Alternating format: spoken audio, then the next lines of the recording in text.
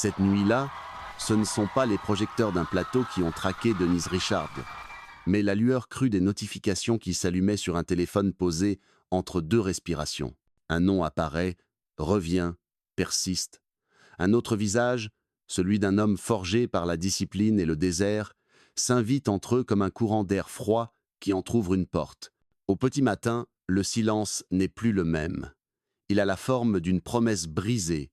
Pourquoi l'amour, si lumineux au début, trouve-t-il toujours un interstice par où la nuit s'infiltre? Comment un couple, soudé par 6 années d'images publiques et de serments privés, arrive-t-il à ce point où l'on dresse la main pour jurer non plus fidélité mais vérité devant un tribunal? En juillet 2025, Aaron Pfeifers a déposé une demande de divorce, parlant de « irrémédiable différend », la formule légale qui dit tout et ne dit rien. Les papiers mentionnent une date de séparation, un inventaire de biens, des gestes administratifs qui tentent de contenir une tempête intime. Mais derrière ces lignes froides, un mot brûle, trahison. Car bientôt, dans la presse à sensation et sur les réseaux, s'ébruite l'allégation d'une liaison entre Denise Richards et Rudy Reyes, l'ex-militaire devenu instructeur dans l'émission Special Force, World's Toughest Test, une accusation portée, dit-on, par l'époux en instance de départ, et que chacun conteste à sa mesure, preuve à la main ou silence aux lèvres. Selon des documents judiciaires obtenus par la presse, le dépôt de la requête remonte au 7 juillet 2025. Quant aux soupçons d'infidélité, ils relèvent encore du champ des allégations, rapportées et débattues, non jugées. Et si, pour comprendre, il fallait revenir en arrière, là où tout commence, bien avant les hashtags, au pays de l'enfance et des premiers rêves, bien avant que son nom ne s'illumine sur les affiches de cinéma, Denise Lee Richards n'était qu'une petite fille californienne au regard clair, née un jour d'hiver de 1960 et 11 à Downers Grove, dans l'Illinois. Elle grandit dans un environnement simple, entourée de l'amour de ses parents, Irv et Johnny, et de sa sœur Michelle. Sa mère, douce et attentive, lui inculque très tôt l'importance de la loyauté et du respect, ces valeurs simples que l'on croit indestructibles lorsqu'on a 10 ans. Son père, lui, nourrit chez elle un esprit combatif, cette conviction que l'on peut atteindre tout ce que l'on rêve si l'on travaille dur. À l'adolescence, la famille quitte le Midwest pour la chaleur californienne. Denise découvre alors les vastes plages du Pacifique, le goût salé du vent marin, et surtout, le miroir cruel et fascinant de Los Angeles, là où la beauté est monnaie courante, mais où chaque sourire cache une ambition. Ses premiers pas comme mannequin lui enseignent l'art de la séduction visuelle, mais aussi la méfiance envers les promesses trop belles. Très vite, Hollywood lui ouvre ses portes. Ses premiers rôles dans des séries télévisées sont modestes, mais il lui donne l'assurance de celle qui sait patienter. Puis vient Starship Troopers, 1997, et plus tard Wild Things, 1998. 2 films qui fixent à jamais son image de femme fatale. Denise Richards devient alors, aux yeux du monde, une incarnation de la sensualité américaine, et avec cette image, les rumeurs, les intrigues, les regards insistants. Sa vie privée, cependant, reste à l'écart. C'est là que s'écrit l'un de ses premiers grands chapitres amoureux, sa rencontre avec l'acteur Charlie Sheen, mariage, enfant, puis divorce houleux, émaillé d'accusations réciproques. Cet épisode, douloureux mais formateur, la forge. Elle apprend que la lumière médiatique peut aussi brûler. Lorsque, des années plus tard, elle croise Aaron Pfeifers, c'est une autre Denise, plus prudente, mais aussi plus avide de stabilité. Aaron, acteur et thérapeute holistique, partage avec elle un goût pour la simplicité loin des plateaux. Leur mariage, célébré en 2018 dans une atmosphère intime, semble sceller un nouveau départ. Aux yeux du public, c'est un couple solide, soudé par des valeurs communes, par une complicité visible dans chaque apparition publique. Mais sous cette harmonie affichée, il y a la réalité des emplois du temps éclaté, des tournages lointains, des silences qui s'allongent. Denise multiplie les projets films, émissions, interviews, et, en 2023, elle accepte de participer à Celebrity SAS, World's Toughest Test, une émission d'endurance où l'adrénaline efface les frontières entre collègues et complices. C'est là qu'elle rencontre Rudy Reyes. À ce moment-là, rien ne laisse présager que cette rencontre changera le cours de son mariage. Dans les photos de plateau, Denise affiche son sourire professionnel, Rudy sa prestance militaire. Pourtant, certains observateurs remarqueront plus tard un éclat dans leur regard. Imperceptible pour les autres, un mariage ne se brise jamais en une seule nuit. Les fissures apparaissent d'abord comme de fines lignes, à peine visibles, sur la surface lisse des jours heureux. Dans le cas de Denise Richards et Aaron Fippers, ces lignes commencèrent à se dessiner discrètement, quelque part entre un tournage en extérieur et un dîner reporté. En 2023, lorsque Denise accepte de rejoindre Celebrity SAS, World's Toughest Test, Aaron se montre d'abord fier. L'émission, connue pour ses conditions extrêmes, n'est pas seulement un défi physique. C'est aussi un terrain d'épreuve psychologique où la solidarité devient une seconde nature. Rudy Reyes, ancien marine reconverti en instructeur charismatique de l'émission, incarne parfaitement cette figure protectrice que l'on suit les yeux fermés dans les pires conditions. Sur le plateau, dans le froid coupant des paysages sauvages, Denise et Rudy partagent les mêmes efforts, les mêmes privations, les mêmes confidences nocturnes autour d'un feu fragile. Loin de Los Angeles, le temps semble suspendu. Chaque geste de soutien, chaque mot d'encouragement prend une intensité particulière.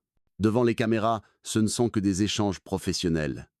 Derrière, c'est une complicité grandissante, imperceptible, pour qui ne cherche pas. Aaron, lui, reste à Los Angeles. Les appels vidéo deviennent plus courts, plus espacés. Les conversations tournent autour des obligations logistiques, rarement des émotions. Quand Denise revient, le tournage derrière elle, il y a d'abord la joie des retrouvailles, mais aussi une distance subtile, comme si une partie d'elle était restée là, bas, dans un décor de survie et de confidence. Les premières rumeurs circulent dans les couloirs de la production. Rien de concret, juste des murmures sur une proximité entre l'actrice et l'instructeur. Denise les balaie d'un rire, Aaron veut la croire. Pourtant, au fil des semaines, certains comportements le troublent. Un téléphone souvent retourné sur la table, un sourire soudain en lisant un message, une réticence à parler de l'émission. Puis vient cette soirée où Aaron, seul à la maison, aperçoit l'écran du téléphone de Denise s'illuminer. Un nom, Rudy, s'affiche. Ce n'est pas un appel, juste une notification. Un message bref, suivi d'un autre. Rien de compromettant en apparence, mais assez pour que le doute s'installe. Le doute, une fois entré, ne repart plus. Il s'installe dans chaque silence, chaque geste retardé, chaque absence prolongée. Aaron commence à observer davantage. Les réponses rapides lorsqu'elle est seule, l'effacement immédiat de certaines conversations. Un soir, après une dispute, Denise promet de mettre fin à tout contact, en dehors du travail.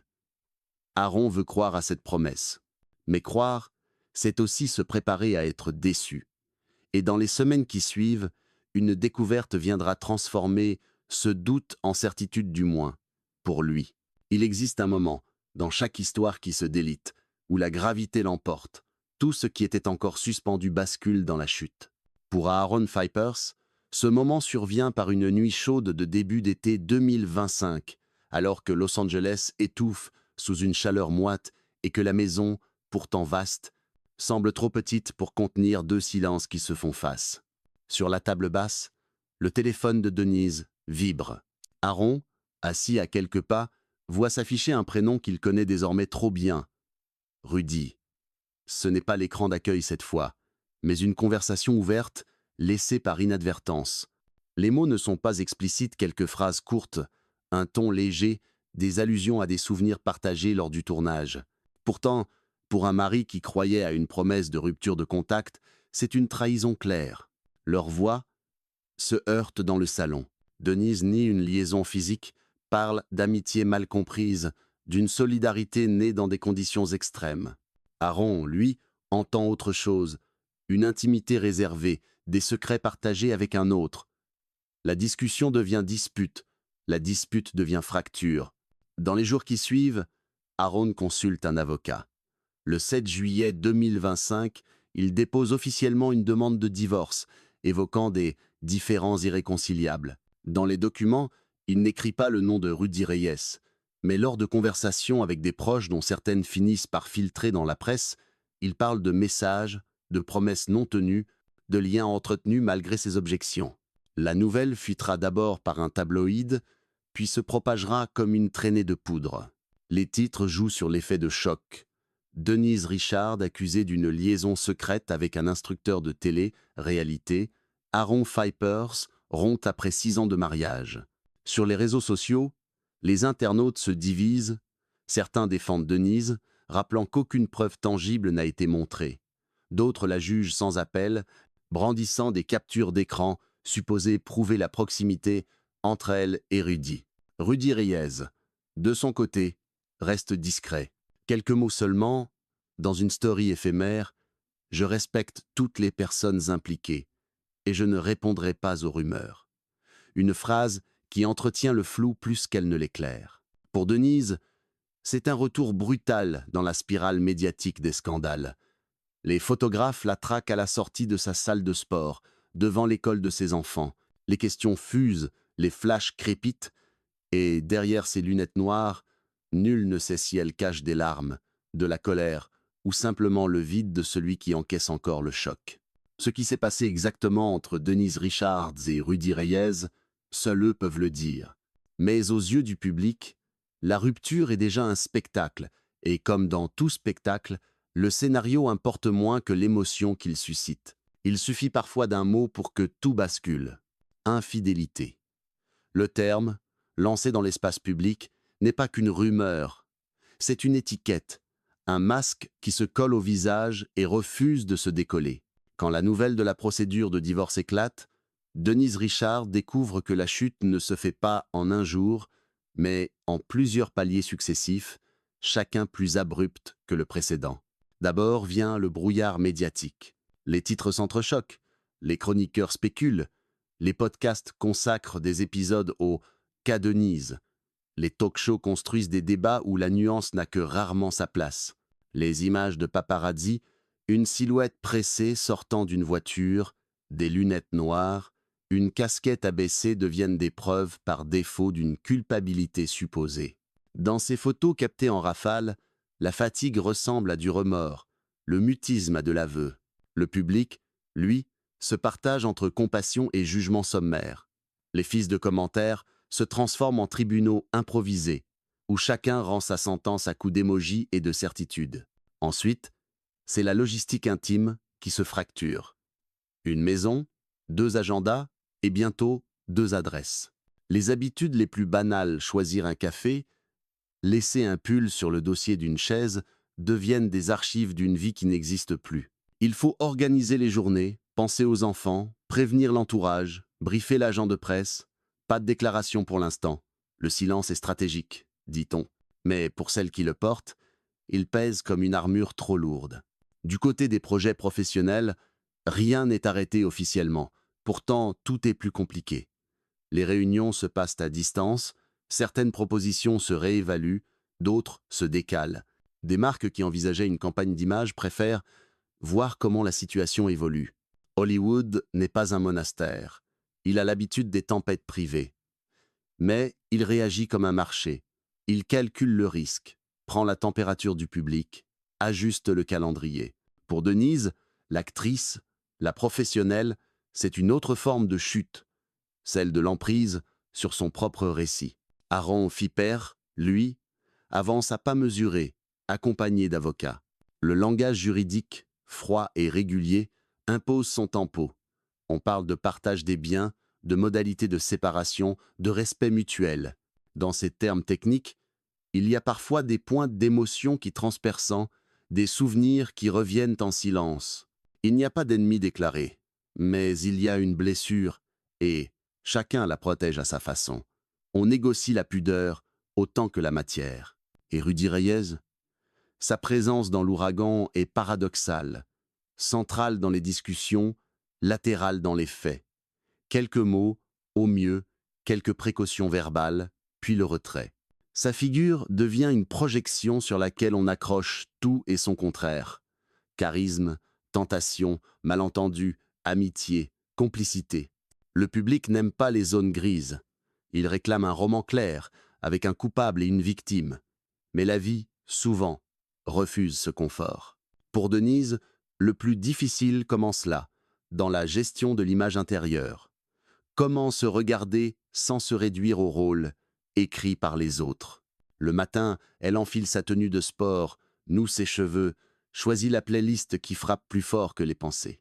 Elle s'efforce de retrouver des rituels de discipline, boire de l'eau, marcher longtemps, appeler une amie à heure fixe, ouvrir un scénario et souligner en couleur. Chaque geste n'annule rien, mais empêche la chute de devenir un gouffre. Viennent ensuite les conversations nécessaires.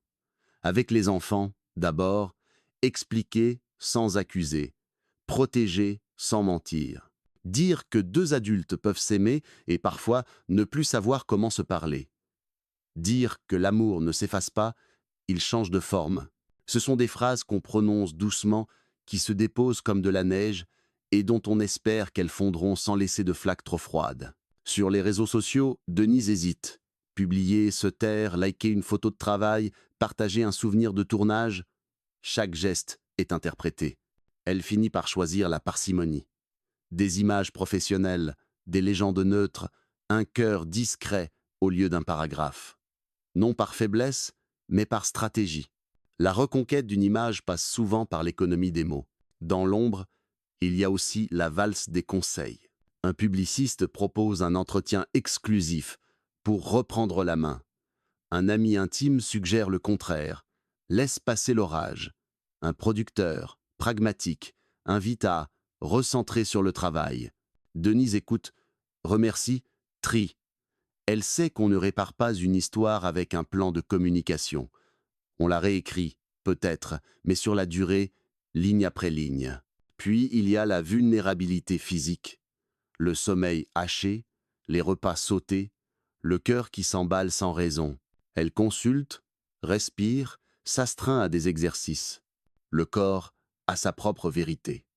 Pour continuer à tenir, il réclame des gestes simples, des heures régulières, des forêts, parfois, où l'on peut marcher sans être reconnu. Dans ces moments-là, loin des caméras, Denise retrouve une forme de gravité calme, une acceptation du réel, non comme une punition, mais comme une matière à modeler. Au fil des semaines, la tempête médiatique perd un peu de sa vigueur. D'autres histoires réclament la lumière. La sienne, pourtant, n'est pas close. Une procédure suit son cours, des cœurs apprennent à battre autrement, des projets se recomposent. Parfois, elle repense à l'émission d'endurance, à ces épreuves où l'on trempe dans l'eau glacée avant de courir à perdre haleine. Elle se dit que la célébrité est une autre forme de SAS, un camp où l'on teste la résistance, la solitude, la capacité à tenir. La chute, finalement, n'a pas la forme d'un crash spectaculaire, mais d'une décantation. Ce qui tenait par l'habitude tombe, ce qui tient par l'essentiel reste.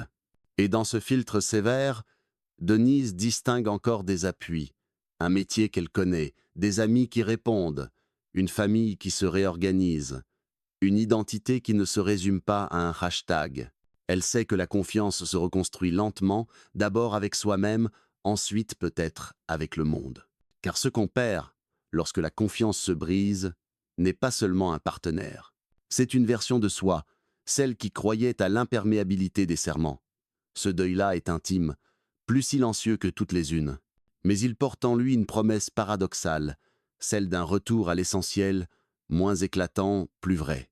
Quand Denise referme la porte, un soir, elle prend conscience que la chute est déjà derrière elle. Devant, il y a autre chose.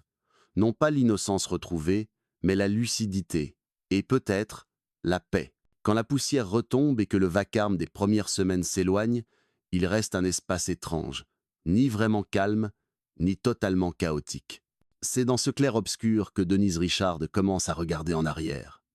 Non pas avec la curiosité de la presse, mais avec le recul douloureux de celle qui a tout vécu de l'intérieur. Elle repense aux premières années avec Aaron, leur rencontre imprévue, cette connivence immédiate, les gestes tendres dans les moments ordinaires. Elle se souvient des matins sans caméra, des repas improvisés, de la complicité qui semblait assez solide pour résister à tout. Puis, elle revoit la fissure, lente, presque imperceptible au début. Les absences prolongées, les conversations qui glissaient à la surface, les «on en parlera plus tard» qui s'accumulaient sans jamais trouver leur plus tard. Ce qui frappe Denise, c'est que la rupture n'a pas été provoquée par un seul événement, mais par une somme de petites fractures. La participation à l'émission avec Rudy Reyes n'a fait qu'accélérer un processus déjà engagé. Les confidences nocturnes, la camaraderie née sous pression, tout cela a pris une dimension que, peut être, elle n'avait pas mesurée sur le moment. Dans ce retour sur soi, elle réalise que la célébrité joue un rôle ambigu. Elle offre des opportunités uniques, mais impose aussi des contextes où les liens se tissent rapidement, parfois trop. Les tournages éloignés, la fatigue, le besoin de soutien immédiat créent des bulles émotionnelles où la frontière entre amitié et attirance se brouille. Elle pense aussi à la réaction du public. Ceux qui la jugent n'ont vu que des fragments, une photo, un titre, un extrait de conversation. Personne, en dehors du cercle intime, ne connaît la totalité des nuances. Dans le tribunal de l'opinion, il n'y a pas de place pour la complexité. On veut des coupables et des innocents, des récits qui tiennent en 140 caractères. À travers ce prisme, Denise mesure à quel point l'amour et la confiance sont fragiles dans un environnement saturé de lumière et de bruit. La loyauté, dans ce monde, n'est pas seulement un engagement affectif, c'est une discipline quotidienne, un effort constant pour préserver un espace inviolable à deux. Et pourtant, malgré la douleur, il y a un apprentissage. Elle comprend que ce qui reste, quand tout s'effondre, ce sont les valeurs personnelles, le respect de soi, la capacité à dire non, la lucidité sur ses propres failles. Elle sait désormais qu'un couple ne se protège pas seulement des autres, mais aussi de ses propres zones d'ombre. Enfin, Denise regarde au-delà de son histoire pour y voir un motif plus large, celui des amours hollywoodiennes qui s'embrassent vite et se consumant tout aussi rapidement. Les décors changent, les noms diffèrent, mais la mécanique reste la même. Rencontres intenses, vie sous pression, tentations multiples, puis ruptures amplifiées par les médias. Ce regard rétrospectif ne gomme rien. Il ne cherche pas à excuser, ni à accuser. Il place simplement les faits dans leur contexte, là où les sentiments, les choix et les circonstances se mélangent.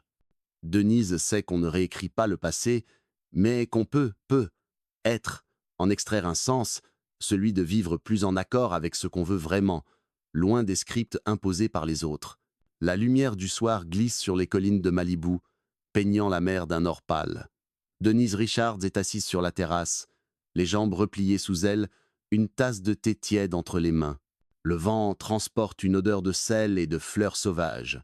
Au loin, on entend le ressac régulier, comme une respiration ancienne. Ici, il n'y a pas de caméra, pas de questions, pas de phrases coupées en titre-choc. Juste le ciel qui s'assombrit lentement et la sensation étrange d'être encore debout après une tempête. Elle repense à ces derniers mois comme à un film dont elle aurait été à la fois l'héroïne et la spectatrice impuissante. Les scènes se succèdent. L'éclat d'un sourire sous les projecteurs, le murmure d'une confidence échangée loin des micros, le claquement sec d'une porte, les éclats de voix qui se perdent dans un couloir. Il y a eu la colère, l'incompréhension, la honte parfois, et puis, peu à peu, cette sorte de vide qui ressemble à la paix. Dans la lumière qui décline, elle se rend compte que la chute n'est pas la fin. Elle est un passage, un point de rupture qui oblige à changer de rythme, à écouter autrement. Elle se surprend à respirer plus profondément, comme si chaque inspiration reprenait possession d'un territoire qu'elle avait abandonné aux doutes et aux regards extérieurs. Elle sait que demain, les journaux passeront à une autre histoire, que les hashtags s'éteindront, remplacés par d'autres noms, d'autres scandales. Mais il restera toujours, quelque part sur Internet, une trace de ces jours où sa vie privée est devenue un spectacle public. Elle a fait la paix avec cette idée. On ne peut pas effacer, seulement écrire la suite. Son téléphone est là, posé à côté d'elle, pas de message de Rudy, pas de notification incessante. Elle a réduit le bruit volontairement, choisi de filtrer ce qui entre dans son espace. C'est un apprentissage tardif mais essentiel. Protéger le calme comme on protège un secret précieux. Elle pense à Aaron, à ce qu'ils ont partagé, à ce qui s'est brisé. Il y a une mélancolie douce dans ce souvenir, pas de rancune ouverte. Peut être que quelque part, ils se souviendront tous les deux des bons moments plus que des cris. Un rayon de lumière persiste encore sur l'horizon. Elle ferme les yeux et se laisse bercer par le bruit des vagues. Dans ce silence, elle se parle à elle-même. Tu as traversé. Ce n'est pas la fin, juste un autre chapitre. Et l'image qui reste, pour celui qui la verrait de loin, n'est pas celle d'une star déchue, mais d'une femme qui, après avoir été jugée, scrutée, disséquée, choisit de se relever. Non pas pour prouver quelque chose au monde, mais pour continuer à marcher, libre, dans la lumière changeante d'un soir d'été.